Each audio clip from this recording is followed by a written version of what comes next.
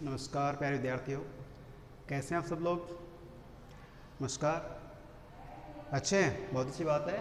9th class के सभी विद्यार्थियों का राउत पब्लिक स्कूल में पुनः स्वागत है। और हमारा जो दूसरा अध्याय है लहासा की ओर, इस अध्याय में लगभग हम राउत संप्रदायन का जो कवि परिचय है, लेखक परिचय जो हम इसे कहते हैं, लेखक परिचय कल रूबरू हो चुके थे हम पहली वाली क्लास में। आज दूसरी क्लास में भी देख रहे हैं कि जो राउत संप्रदायन है, इनका मैंने कल भी आपको जिक्र किया था, बताया था कि इन्हें महापंडित की संज्ञा दी गई है।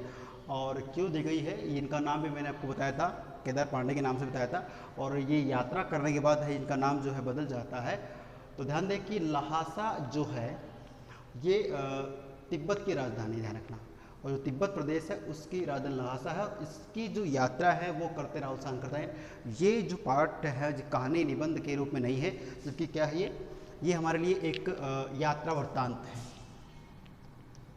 यात्रा वृत्तांत, ये यात्रा वृत्तांत रहेगा, क्योंकि प्रत्येक पाठ का कोई न कोई एक विषय रहता है। जैसे निबंधात्मक शैली होती है या फिर उसकी एकांकी होती है, कहानी होती है। ये जो अध्याय है क्या है लहासा की, और क्या है यात्रा वृत्तांत है। मैं कल भी बात कर रहा था, प्रश्न आएगा 1 नंबर का आपके लिए कि यात्रा वृत्तांत से आप क्या समझते हो। ध्यान दीजिए कि कोई लेखक है वो किसी विशेष जगह जा कर के वहाँ की जानकारी जो वो आपको एक अध्याय के रूप में पाठ के रूप में देता है। तो वहाँ के जितने भी जो आर्थिक, भौगोलिक, सामाजिक, क्रांतिक जो गतिविधियाँ होती हैं उनको वो नोट करते हैं, और नोट करने के बाद उन्हें लिख करके आप तक पहुँचाते हैं, हम सब तो पहुँचाते हैं। तो वो होती है यात्रा वृत्तांत, कह सकते हो उसे यात्रा वृत्तांत। ध्यान दीजिए कि राउत संप्रदायन है जिनका जन्म 1893 में हो चुका है। मैं बार बार इसलिए कह रहा हूँ ताकि आपको याद हो जाए, ये पूछा जाएगा। 1893 का जन्म होता है और मृत्यु 1963 में इनकी होती है। ध्यान दीजिए इनके द्वारा जो रची गई रचनाएं हैं वो लगभग 150 से भी अधिक रचनाएं इन्हें रची हैं, और बहुत ज़्यादा इनकी अच्छी रचनाएं हैं। ध्यान दीजिए। और बात करें इस पाठ की जिसमें लहासा की ओर, तो लहासा तिब्बत प्रदेश की राजधानी है। तिब्बत प्रदेश की राजधानी जो लहासा है उसकी बात करें तो मैं आपको पहले ही बता चुका था पहले क्लास में कि 1929 और 30 में जब इन्होंने यात्रा की है, यात्रा से पहले आपको बता दो कि ये श्रीलंका भी गए हैं और बौद्ध धर्म का इन्होंने भाई वहाँ पर उपदेश लिए हैं। तो बौद्ध धर्म की और अधिक बारीकियों का अध्ययन करने के लिए लहासा की तरफ जाते हैं।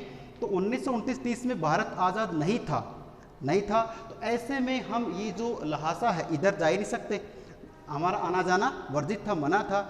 ऐसे में हुआ क्या कि ये क्या करते हैं, पाठ के बीच में हमें मिलेगा कि ये छद्म वेश बनाते हैं। मैं आपको बता दूं, एक यहाँ पे टॉपिक दिया मैंने आपके लिए, फरी कलिप पौड के नाम से दिया गया है। तो ये एक क्या है, मार्ग है, एक रास्ता है। ये क्या है, एक रास्ता बना गया है। और ये क्या है, वर्तमान में ये रास्ता क्या कि मान अभी खुला हुआ है, ठीक है। अभी तो ये रास्ता खुला हुआ है, लेकिन उस समय ये रास्ता बंद था, ठीक है। और ऐसे में ये वाला मार्ग बंद है, तो इन्हें जो है नेपाल के रास्ते से होकर के तिब्बत जाना पड़ा। ध्यान रखना है। तो एक ध्यान रखने की बात यह है कि राउत संप्रदायन जो बौद्ध धर्म का मतलब पूरा जैसे उन्हें अपना लेते हैं, अपनाने के बाद में क्या करते हैं, उसकी और अधिक अच्छाइयाँ और जो भी उसका ज्ञान है प्राप्त करने के लिए क्या जाते हैं, ये यहाँ पे लहासा की ओर कुछ करते हैं, वहाँ यात्रा करने के लिए जाते हैं। और वहाँ देखा है कि नेपाल के रास्ते जाते हैं। और मैं आपको पहले बता चुका कि 1929-30 में यात्रा प्रारंभ की गई, 1930 में। और उस समय भारत गुलाम था, और गुलामी के कारण क्या है कि हमारा यहाँ तिब्बत जाना वर्जित था। ऐसे में किसी भारतीय को वहाँ पे जाना की मनाही थी। तो ऐसे में उन्होंने क्या किया, नेपाल के रास्ते से होकर गए। और वो भी क्या, एक टॉपिक आप दे रखा है, मैं आपको बता दूँ, छद्म वेश। छद्म वेश का मतलब होता है कि अपनी वास्तविक पहचान को छुपा लेना। और वास्तविक पहचान छुपाने के लिए क्या करते हैं, अपना रूप बदल लेते हैं, दूसरे वस्त्र पहन लेते हैं, या कोई भी जैसे बाबा जी का वेश बना लेते हैं, भिखमंगे का वेश बना लेते हैं। इन्होंने क्या किया, छद्म वेश में एक भिखमंगे का वेशभूषा अपनाई है, वो अपना करके और फिर ये नेपाल के रास्ते से होते होते कहाँ जाते हैं, लहासा की ओर जाते हैं। तो वहाँ जाने से लेकर और वापस आने तक जो घटनाएं इनके साथ घटती हैं, उन्हीं का मार्मिक का मतलब जो मर्म को स्पर्श कर जाए, पूरी की पूरी घटना का वर्णन आपके सामने इस अध्याय में किया गया है। और उस रास्ते में, उस यात्रा में क्या क्या सुखद घटनाएं आती, क्या क्या दुखद घटनाएं आती, सभी का जिक्र बारीकी से किया जाएगा। तो इस पाठ को आप डिफिकल्ट न माने, हालांकि इसमें एज ए टॉपिक चलेगा, कहानी नहीं, लेकिन यात्रा जो है उसको स्टेप बाय स्टेप पढ़ेंगे तो आराम से याद हो जाएगा। ध्यान दें, नेपाल के रास्ते तिब्बत यात्रा का रास्ता खोजते हैं, और उसके लिए आपको बता दें छद्मवेश का इन्होंने रूप धारण किया है।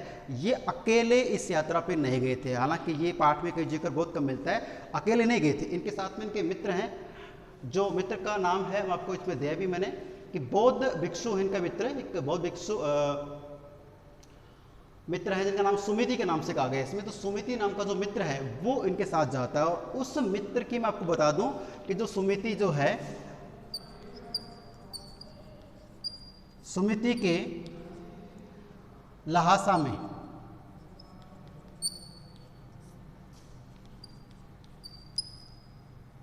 बहुत से क्या है, यजमान हैं, यजमान थे। मतलब भाई जैसे अपने जो राव सांकृत्यायन जी ठीक है लेखक है, लेकिन इनका एक मित्र बौद्ध भिक्षु है, वो भी बौद्ध धर्म को अब मानते हैं और उन्हीं को साथ लेकर गए। तो छद्मवेश धारण कर ले, ठीक है। ये उसके बाद में क्या है कि सुमिति को साथ लेकर गए। तो सुमिति जो है इनका बौद्ध भिक्षु मित्र है, और वहाँ इनको कोई दुविधा ना हो, सुख समझा रहे। तो सुमिति का क्या है कि बहुत से वो यजमान, अर्थात उनको अपना गुरु अपना अच्छा मानने के लिए उनके कुछ अनुयायी हैं, कुछ यजमान हैं। तो सुमिति को साथ ले लेते हैं और वहाँ पे चल पड़ते हैं। तो बौद्ध भिक्षु सुमिति के साथ लेकर तिब्बत यात्रा शुरू कर दी गई है, और 1930 में बौद्ध धर्म का इनके ज्ञान प्राप्ति हेतु ये यात्रा करते हैं। और ये जो राव लहसा की ओर यात्रा है, इसमें आपको बता दिया गया था कल ही पहले कि अपना जो वहाँ की जलवायु, वहाँ का रहन सहन, कला संस्कृति और वहाँ की वेशभूषा, वहाँ की कल्चर जो भी उनको जानने हेतु तो यहाँ पे गए हैं। ध्यान दें कि जो राव सांकृत्यायन है या इनका एक और भी टॉपिक आपके आएगा कि इनका स्वभाव कैसे घुमक्कड़ी स्वभाव है, घुमक्कड़ी, क्योंकि ये हमेशा घूमते रहते हैं। तो घुमक्कड़ी स्वभाव के कारण इनको घुमक्कड़ भी कहा गया है और महापंडित कहा गया है, क्योंकि इनको मैं आपको बता दूं कि चीनी, जापानी, रूसी, पाली, अभ्रंश, ये लगभग कई भाषाओं का ज्ञान था और कई भाषाओं में उन्होंने साहित्य रचना रची हैं। इस कारण से इनको क्या है, घुमक्कड़ी स्वभाव का माना गया है। तो सुमिति जो है लहसा की ओर जाते हैं, और वहाँ की जो संस्कृति है उस संस्कृति के बारे में आपको बता दूं कि वहाँ संस्कृति कैसी है, थोड़ी खुली संस्कृति है। ठीक है, ध्यान दीजिएगा।